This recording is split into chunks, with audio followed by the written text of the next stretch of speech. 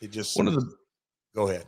one of the biggest missed opportunities I've always felt like here was if you're going to do an in-ring or a storyline version of an invasion angle and you're going to have WCW represented, how do we think the best representative, the one that'll get fans emotionally invested in the idea, is that if the leader of WCW is Shane McMahon, and nothing says hardcore extreme championship wrestling like Stephanie McMahon, if they could have pulled the trigger and secured Eric Bischoff to come in as the torchbearer for WCW, and you had Paul Heyman for ECW, which we're going to see, but we don't get Bischoff. He was the missing ingredient, and I know eventually we get him, but that's after all this is finished. Yep. That's a missed opportunity, don't you think? Massive. Boy, you once again, my world listeners, Conrad puts the entire episode in an elevator pitch. Bingo. The brand disaster was just that. You mean to tell me it's 2001 and since about Nitro came on the air in 95, right? Yeah. So roughly a 6-year promotional war. And we're going to see it come to fruition with a father and his 2 kids fighting it over. No, that didn't sell. It didn't work. It was not anywhere close to being able to emotionally invest in that because it was real and the people knew it was real. And they immediately went, I'm not buying Stephanie and Shane and Vince fighting over it. Nope, they all own it. They're going to sit down at turkey dinner and, it just didn't pass the muster test at all. It just doesn't make any sense. It feels well, it doesn't feel authentic. Maybe that's the word I'm trying to look for. No. Like in an authentic, invasion, I need to see Goldberg, I need to see Sting, I need to see DDP and Ric Flair, and like I want to see Scott Hall and Hulk Hogan and the NWO. Like, and instead of us having respectfully Booker T and Buff Bagwell, and what I really got excited about with Nitro above almost anything else were the luchador matches and the crazy NWO promos. If we just had the NWO come out to cut a promo, man, it would have set the tone for the whole thing. And the Observer back then said, if there's any lesson that should be learned from the XFL, it's that you never get a second chance to make a first impression. And that's what this takeaway is to me. Like, oh man, if this is the invasion, if this is what we're starting, I've been looking forward to it for a long time, but I don't know that I want to keep going down the rabbit hole. Like watching this stuff back is just kind of depressing because you can't help but think what could have been. Well, I was going to say, and they could have pulled the nose up, but they didn't want to. But going down that road of Shane and Stephanie, and the inauthentic.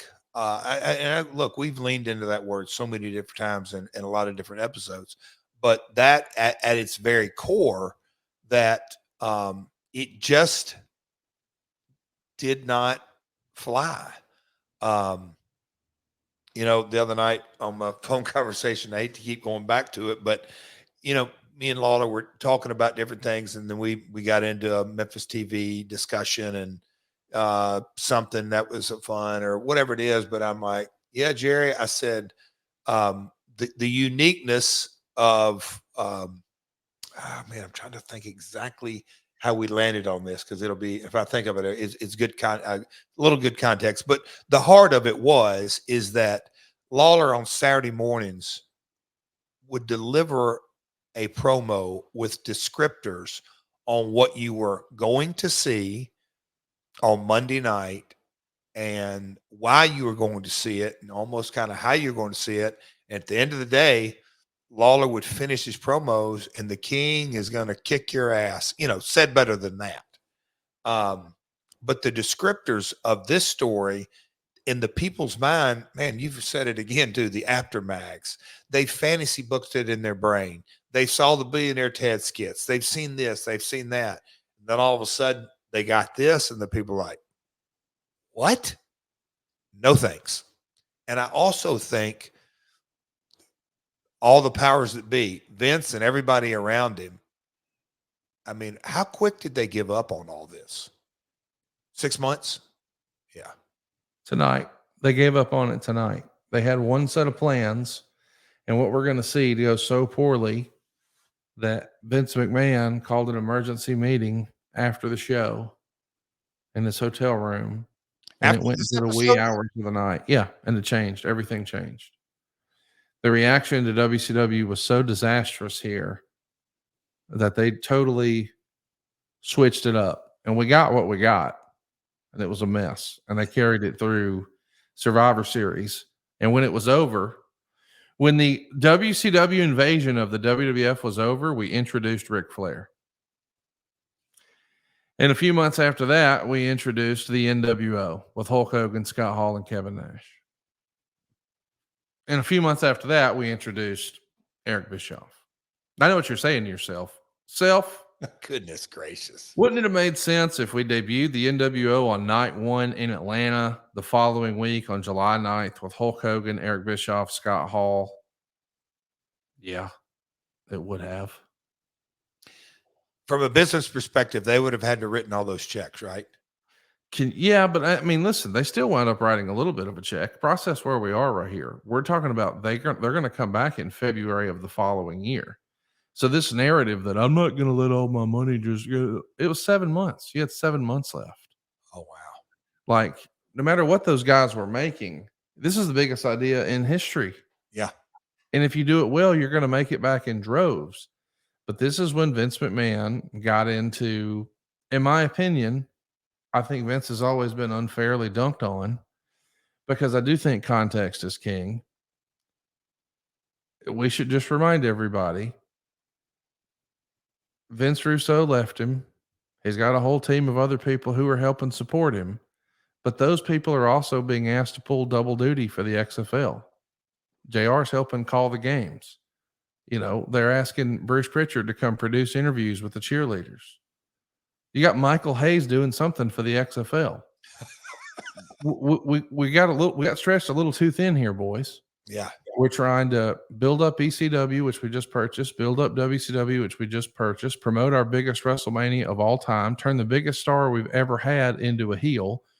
We just went public, by the way, so now we've got all this new and intense scrutiny. And oh, by the way, we're going to start a new football league to compete with the NFL. That is insane. See, there's your context. That like creatively, if you would just assume, well, look at the high we've been on with wrestling. Just cruise control, man. They got it. Hell, I beat ECW, I beat WCW, I own all of wrestling now. What we got this. Bruce, could you come cut some promos with these cheerleaders? And Michael Hayes, like, let's think about to get rid of a coin toss. What could we do? Hey, and JR, I know your real passion is football. Why don't we just table the wrestling for a little? I still want you to do that. But on the weekends, could you come call the games for me too? I know you're running talent relations and calling the games and calling. What? Yeah. It's a lot. There's your context, folks. That's why we do the pod. That's good stuff. I mean, it's fascinating. It is. And now here we are, 2024. Just kind of look at where the industry's at today. Yeah. It's exciting.